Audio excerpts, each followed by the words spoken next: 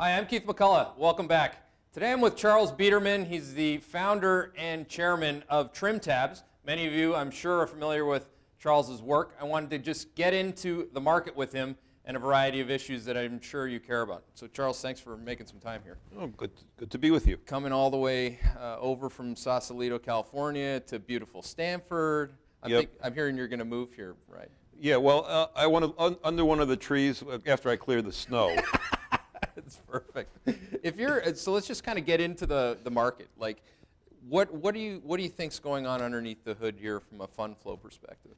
Before fund flows, the most important thing from my point of view is since 2010, companies have bought back more than $1 trillion of their own shares, greater than the amount of new offerings they sold and insider selling. Huge. So in other words, there's been over $1 trillion of float shrink as we track it.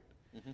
And so add to that, you've had the Federal Reserve and other central banks have created trillions of dollars of new money that have gone into financial assets.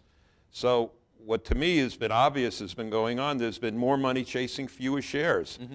I think we call it supply and demand. Yeah. So float shrink, I mean, most people actually don't specifically call it that, but that's what it is. Yeah. So you're basically talking about a smaller pie that people have to basically be forced into. Yes.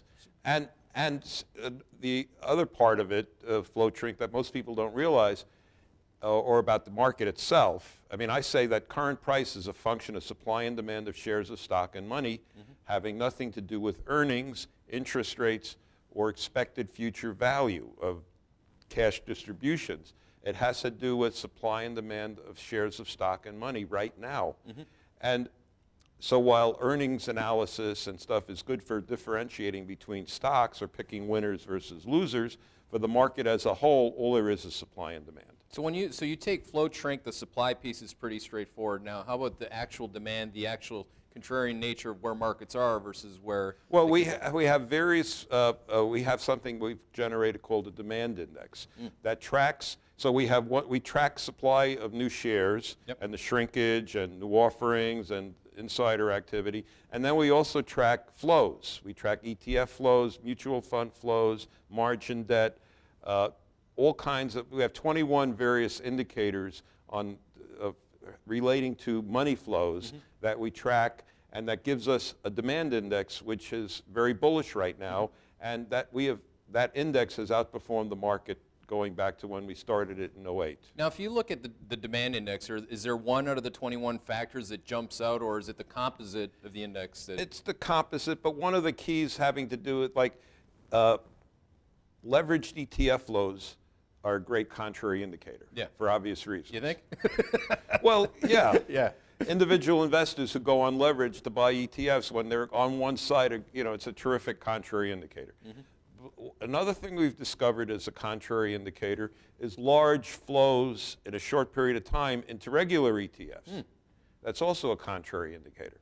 And these are very effective, have a high correlation to market movements. And then on the supply side, like you said, it's a composite set of factors, not a specific factor that you're anchoring on.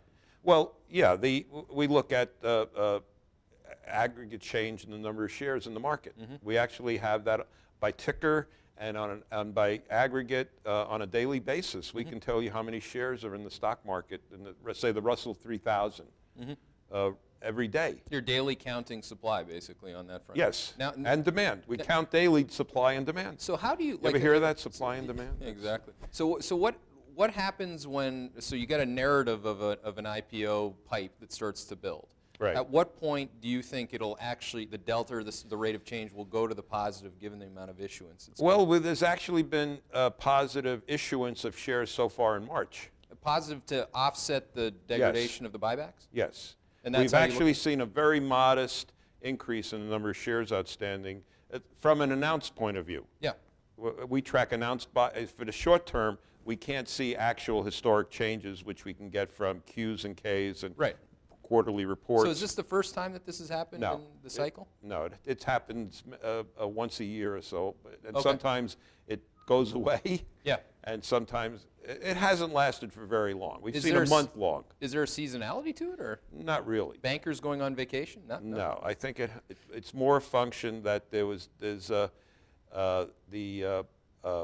red blood cells of the underwriters are engorging. Yeah. And so they're selling, bringing a lot of high-priced IPOs because there's now demand for it. So what do you, like that side of the market? I mean, you're clearly supply-demand driven on flows, but how do you put a behavioral overlay on this, or how have you thought about that since you started this firm a long time ago? You know, what are your views on the behavioral side of the flows? Or well, when they get exuberant, you know, when the supply of new shares, for example, going back in history, end of 1999, on my website, I have research report saying that the 5-year-long bull market at the end of 99 had to end sometime in 2000. I thought early 2000. It ended up going all the way to April for the NASDAQ and August for the S&P 500. And that I saw between shares unlocking from IPOs in 97, 98, and 99. Remember that typically for those internet, they would sell 10%. Right. And then the rest would come out over time. Well, I remember on the desk, I was at First Boston back then, and Frank Quattrone was like the overlord of this, and we would literally, hedge funds. I know Frank very well, sorry. But that was the time where we would literally, and hedge funds back then, there were less than 1,000 hedge funds that were relevant, and we had literally just a lockup sheet. Yep. And we just front run the lockups. Yep. In other words, just get because there was a massive amount of supply. Did the same thing. Now you don't have yeah, have so that this time. But let me just finish. I figure between the shares unlocking and the option conversions for insiders, that there would be $70 billion a month of new shares looking to be sold going into 2000. Huge. And I didn't think the market could absorb $70 billion. But I was wrong for the first few months. Why? Because margin debt spiked. Yep.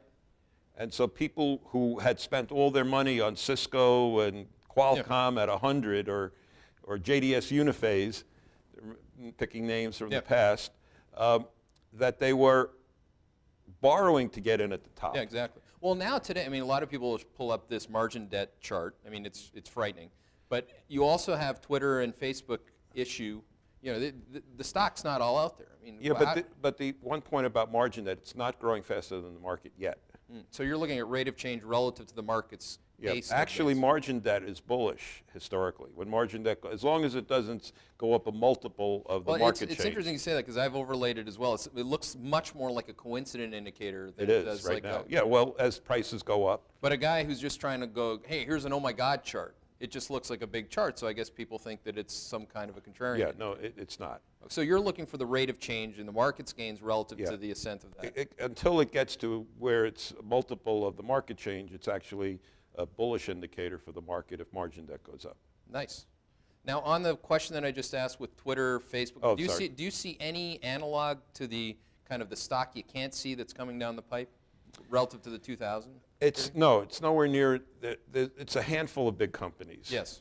It's not like there was 100 internet startups and they were all going to the moon and everybody was buying them and everybody was praying that they would be able to get out in time.